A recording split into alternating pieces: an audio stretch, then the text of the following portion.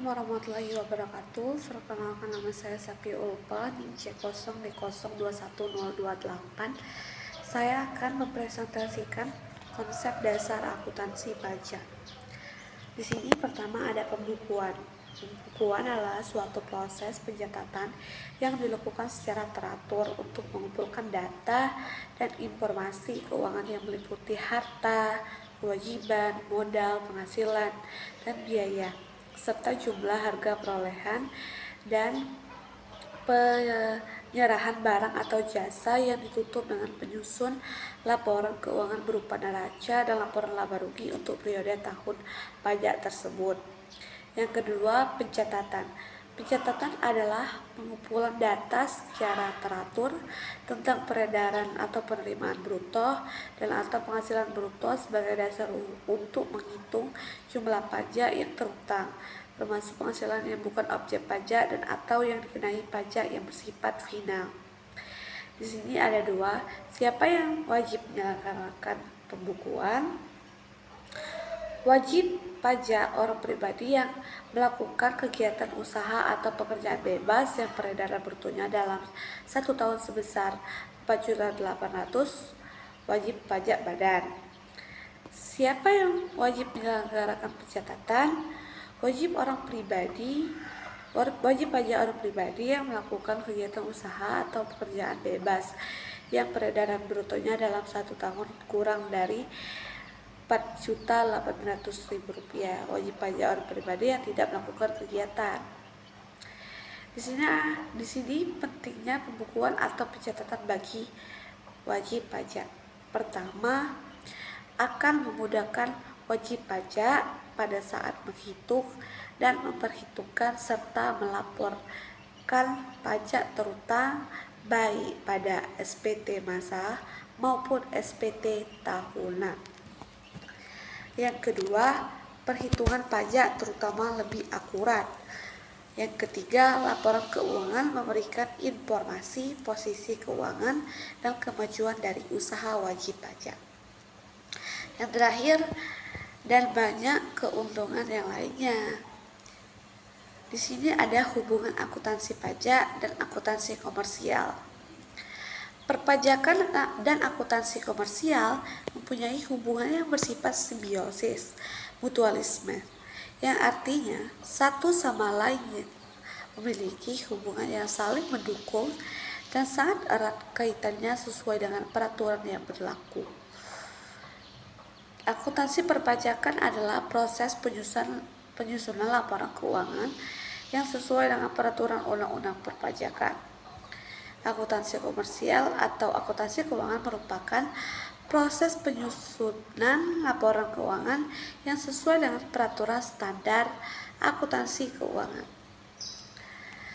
Di sini ada karakteristik informasi dalam laporan keuangan.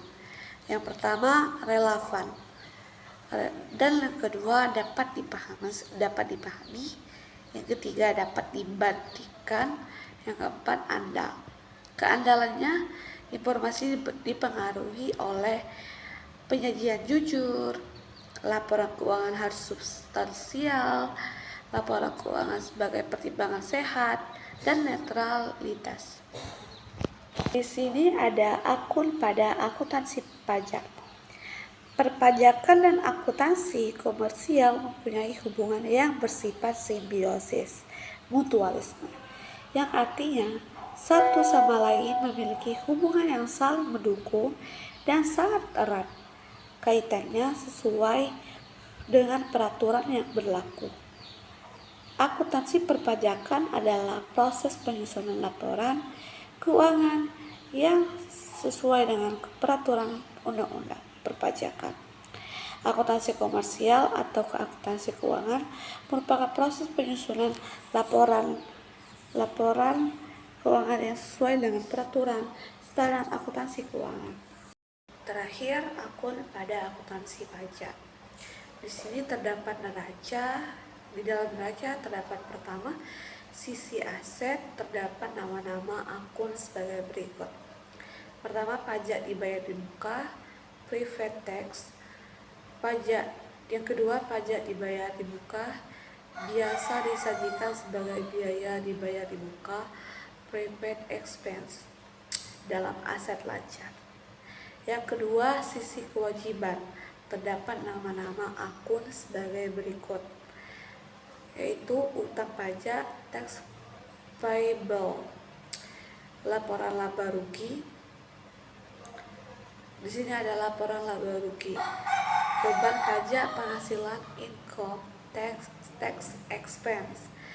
Yang kedua, PBB, pajak masukan yang dapat dikreditkan, dan bea materai dicatat sebagai beban operasional atau operational expense. Terakhir, akun pada akuntansi pajak. Di sini terdapat neraca. Di dalam neraca terdapat pertama, sisi aset, terdapat nama-nama akun sebagai berikut.